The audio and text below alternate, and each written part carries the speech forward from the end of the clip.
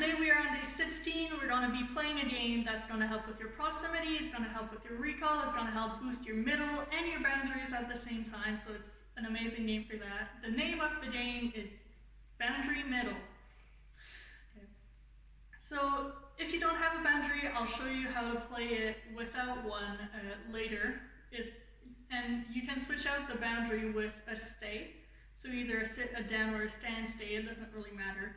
And if you don't have a stay or a boundary, I'll show you how you can play it by yourself or with someone if you have someone. I don't, but if you guys have someone, you can simply have someone holding your dog back. So basically what you're gonna do, have your dog start on a boundary or in a stay, face away from them, feed them for staying there, because just that for some dogs will make them break. She did the first time.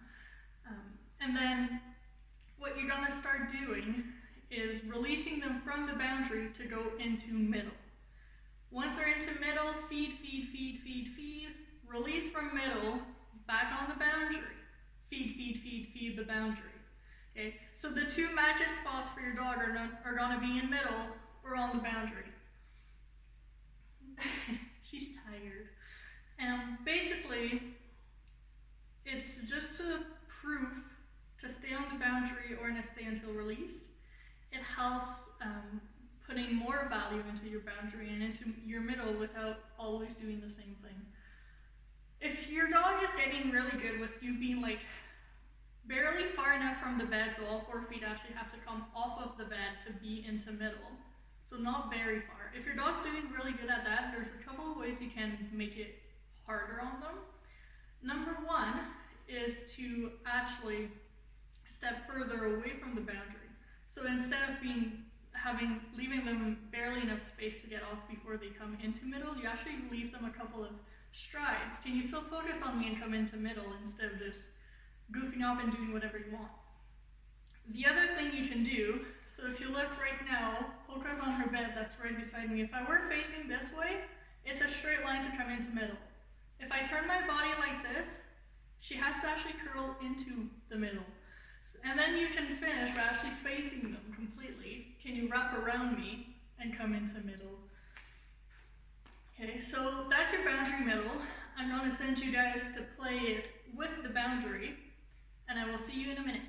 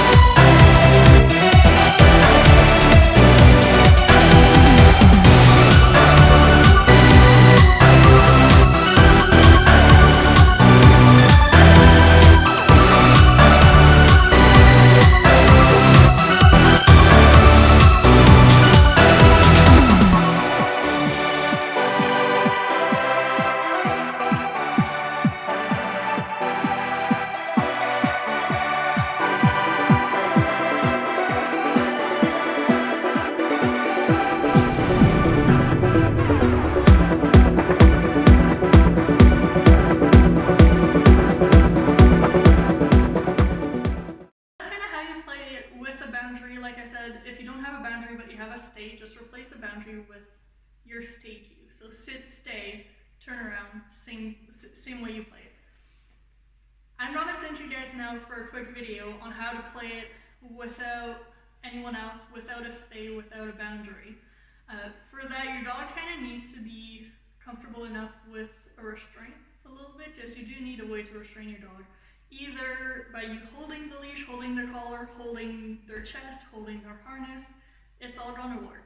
So I'm gonna send you guys to it. You'll see the game is the same. It's just that you actually have to hold them behind you and then take, so they'll be in middle, hold them in middle, you're gonna take a step forward, and they're still gonna be there because you're holding them, and then just take your hand off, they'll pop into middle. That's kind of the idea. Okay, so I'm gonna send you guys, and I will see you guys in a minute.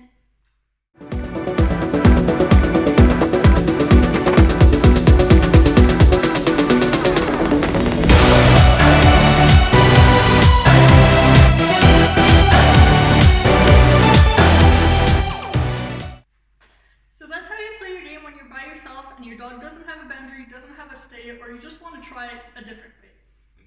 Like I said at the beginning of the video, it's great to boost your boundaries, it's great to boost your middle, proximity, recall, and a ton of other stuff.